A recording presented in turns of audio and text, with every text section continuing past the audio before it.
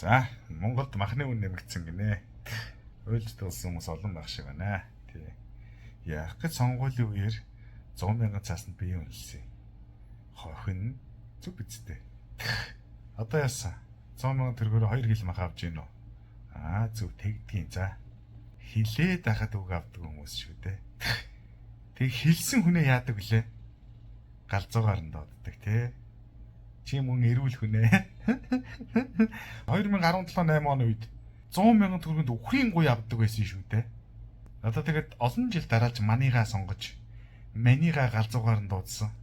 Болж хохин. Сонгуул болохоор 100,000 төгрөнд явчдсан байлээ. Гоё. Одоо уйлаад яах вэ цэнцэр минь. Сайхан байна оо, сайхан байна. Хилээд үг ойлгохгүй нөхдөд тийм ээ. Манай монгол ард энэ гоё үг байгаа шүү дээ. Хилээд ойлгохгүй бол маханд нь ойлгуулаа. Яг гоё маханд нь ойлгогдож байгаа байхгүй тийм ээ.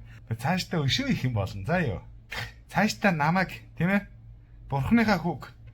Энэ мантай, энэ хулгайч нартай, энэ 300,000 хулгайчтай ганцаараа тэмцчихваа. Баярбаатрыгаа их галзуугаар нь дуудаад их доромжлоод бай. За ёо.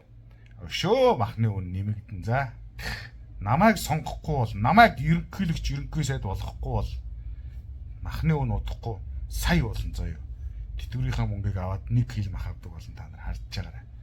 Усан юмнууд. Баяртай. Зайл хөрхий. Бас сэтгэлийн засаа тийм ээ ганц дуулж өгдөө. Тий. Зайл өрөвдөх юм дөө чаас. Охарч амьдраа хорвоге